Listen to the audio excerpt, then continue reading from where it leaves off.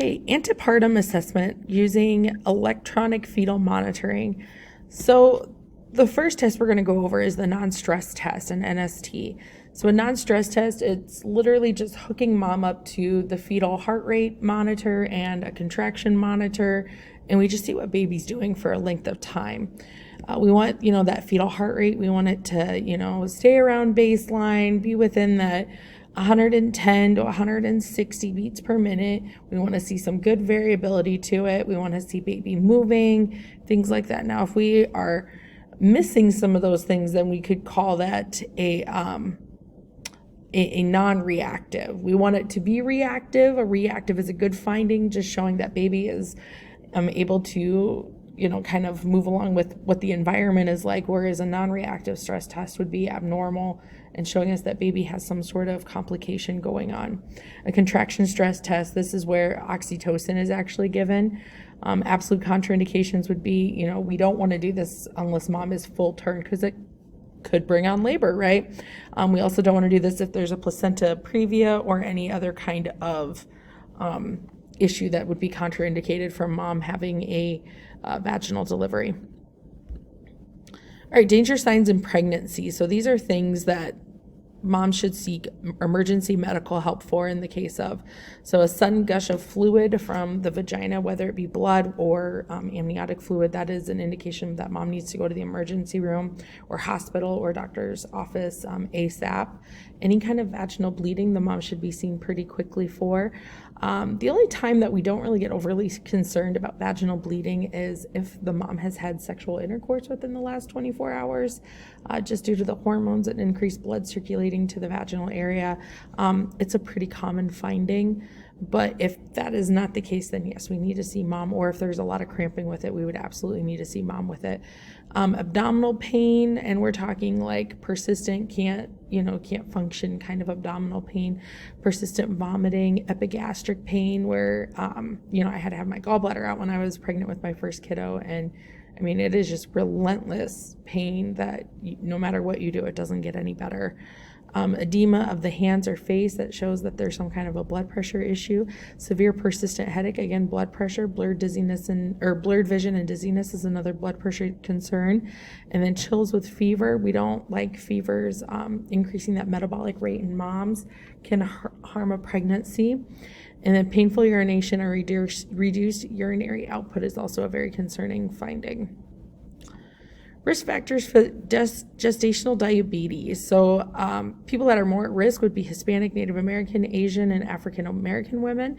If there is any kind of family history of diabetes, or you previously had a pregnancy where you were diagnosed with gestational diabetes mellitus. It could, if you've ever had a stillbirth or birth of a malformed fetus, could be potentially putting you at risk for developing this. If the mom is obese, has an issue with hypertension, or having glucose in the urine, maternal age older than 25 years, and more than half the women with gestational diabetes mellitus do not have the listed risk factors. It is a naturally hormonally driven insulin resistance in the body due to the hormones with pregnancy.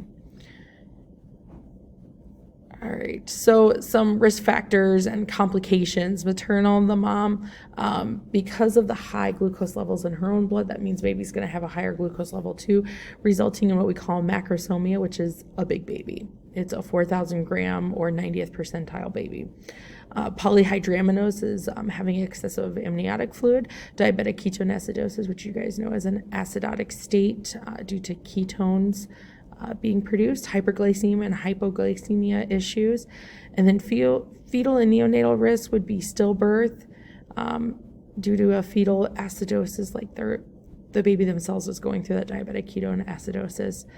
And then congenital malformations are pretty common, especially in that cardiovascular system.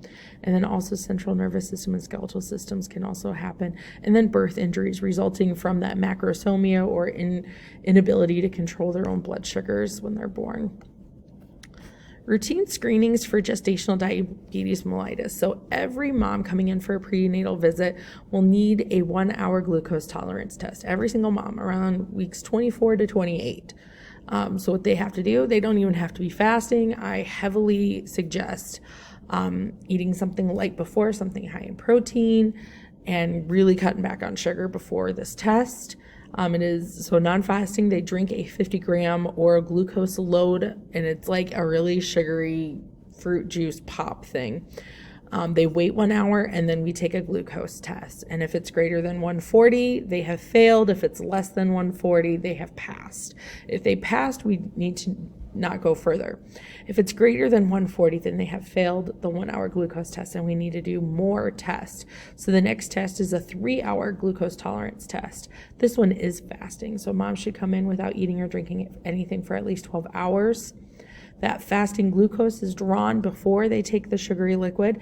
Then they drink 100-gram glucose load. You don't have to know the specific amounts, just that they're going to be drinking a very concentrated glucose.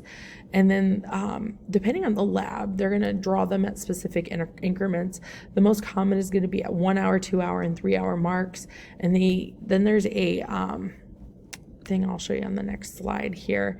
So this is what we aim for, that fasting glucose to be at less than 95. At 1 hour, it should be less than 180. At 2 hours, it should be less than 155. 3 hours, it should be less than 140.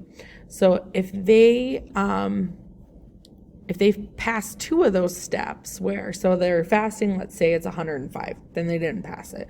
Let's say their 1 hour was 181, they didn't pass it. Let's say their 2 hour now is 152. Okay, they passed that one. If their 3 hour is 132 again, or 128, then they would pass it. So then with passing 2 of those steps, they would pass the entire glucose tolerance test. Now, if they fail again, that is usually, if they fail the 3-hour glucose tolerance test, then that usually means that they have gestational diabetes mellitus and will probably end up on some kind of an insulin regimen. Okay, care management of the gestational diabetic mother. Euglycemia is achieved through a combination of diet, insulin, and exercise. So we want to create that normal balance of insulin and blood sugars. Provide knowledge, skill, and motivation needed for this. That you need it for having that. You don't want a big baby. You want to stay healthy for your baby. You want your baby to stay healthy. And then also providing knowledge and skill as to how to check blood sugars, how to give yourself insulin, what to do if your blood sugar is too low, things like that. Have them get a medical alert band so that people are aware that they are diabetic and pregnant. And then make sure, talking about skin and feet care, don't leave house without diabetic supplies. Even if you're going to just run to the grocery store real quick, you never know what's going to happen and you get delayed and you don't want to be without those supplies. Seek care when ill, because glucose usually increases in times of increased stress or illness in the body. And then glucose can dramatically decrease after birth, so the use of insulin can dramatically decrease as well. All right, so we talk about blood pressure issues with pregnant women. There's 3 different types that we kind of look at. We look at gestational hypertension. So this is without protein in the urine, and it's after week 20. And so we look at this hypertension.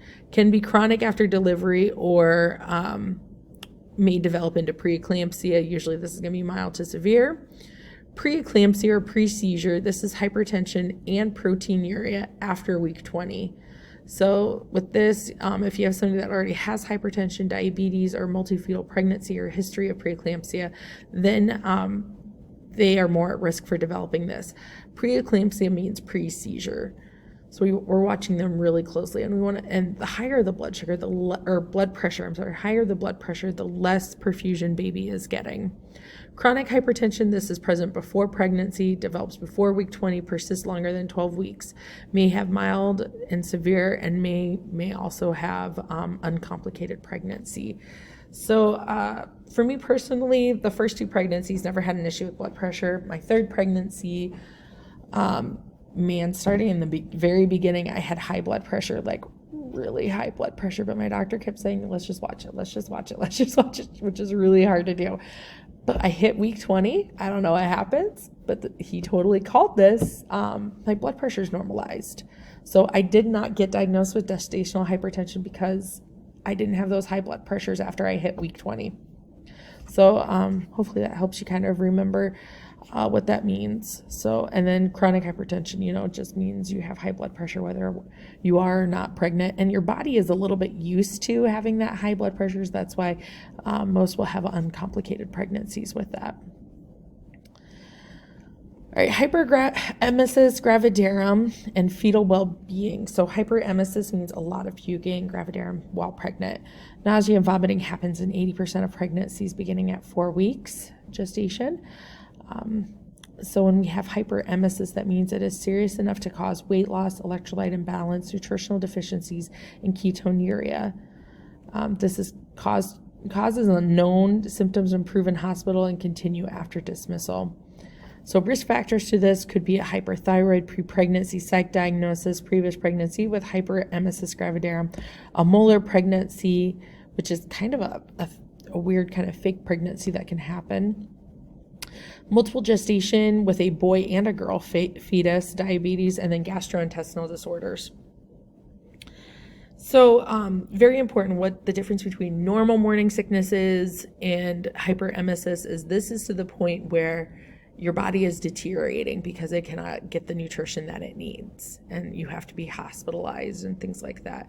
Care management: avoid an empty stomach, eat small frequent meals, high protein snack before bed, dry bland foods, eat what sounds good. So if you want to eat sweet, eat sweet. If you want to eat salty, eat salty. We want you to just eat what makes you feel good and sounds good. Popsicles are a good way. For some reason, some of that cold sugariness tends to be better. So dairy might not taste good going in, but typically dairy does settle in the stomach pretty well. Ginger is a really good natural herb that likes to relax stomach muscles. So if we can incorporate ginger somehow into the diet, a very popular one would be incorporating ginger ale. So a lot of people don't care for the taste of it. I always say, you got to pour it on ice and have a straw and just sip away. And if you need to add like some cherry flavoring or something, do that. But it is good. And people, there's all kinds of ginger suckers and tabs and stuff like that now. And then drinking lids from a cup with a lid, keeping down the amount of gas that you drink in. So like a straw that you do drink in some, you're swallowing air with that, which is not necessarily helpful. But if it gets you to drink liquids, then we're going to go with it.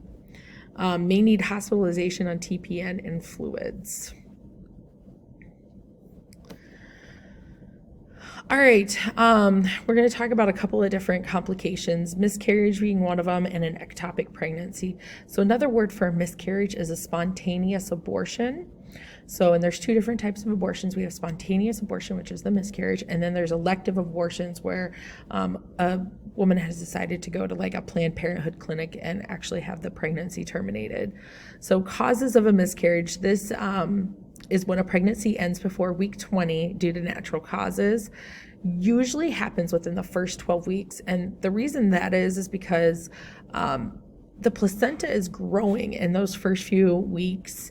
And then when it finally gets developed, it kind of takes over the hormonal drive for maintaining the pregnancy. And so the placenta is usually the first thing that will pick up that the fetus is not developing appropriately and will terminate the pregnancy right then and there about that 12-week time when it starts to take over. It's pretty common to see that.